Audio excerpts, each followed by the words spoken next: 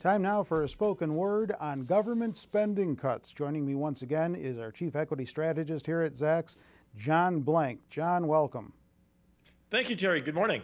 First question right out of the gate here is the obvious one. Why did the stock market seem to ignore sequestration?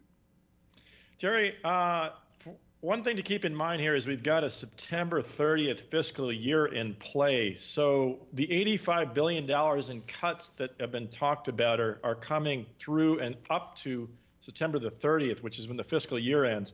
If you take the government's $3.5 trillion budget, $85 billion is 2.4%. So effectively, the government made this drastic decision to put a minus 2.4% budget cut.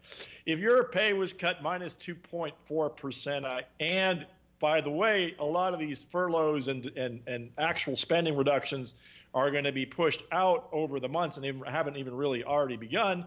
And you have negotiations that will take place over the next few months to completely eliminate this. You can see why the market would ignore it. Okay, so that is also one of the reasons why everyone else is all worked up and the market is not. The market views this as a good thing? The market views this as a necessary evil and an intermediate step towards coming towards an agreement on the entitlement spending reductions that really need to take place.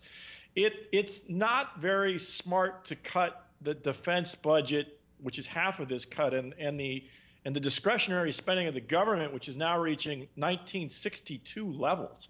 But if you think about this as a way to pressure the government because it's visible spending, it's spending on the Blue Angels at the Chicago Air and Water Show and the Thunderbirds and air traffic control terminals and things like this.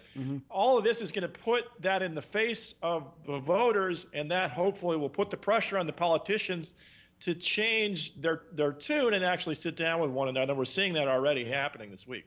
Could this be a one-time effect of globalization? Well, Terry, this is the thing.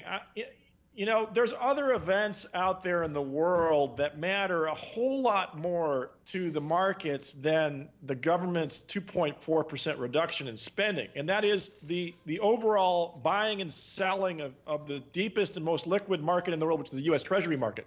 That's still pricing and being very managed at 2%. And that's the thing that's driving this market more than anything that the government can do. This is a very minimal thing in the face of a multi-trillion-dollar treasury market, which has buyers in China, buyers in Japan, sovereign wealth funds in all of the oil-rich countries, and the Federal Reserve System, frankly, holding trillions of dollars of those treasuries. That market and that activity is the primary force in this stock market right now. So quickly, what would cause the market collectively to change its mind on this issue? I think the market would change its mind. There's the March 27th deadline. If we had an impasse towards raising the debt ceiling on March 27th, that would be one place. And I think if we saw some type of unintended consequence coming out of the defense cuts and into the sectors and seeing it multiply in a way that people didn't think was going to happen, that would do it. We need a multiplier effect. We need some unintended consequences for the market to get spooked. Okay, John, thanks for being with us. That's the spoken word on sequestration from our chief equity strategist, John Blank. With John, I'm Terry Ruffalo.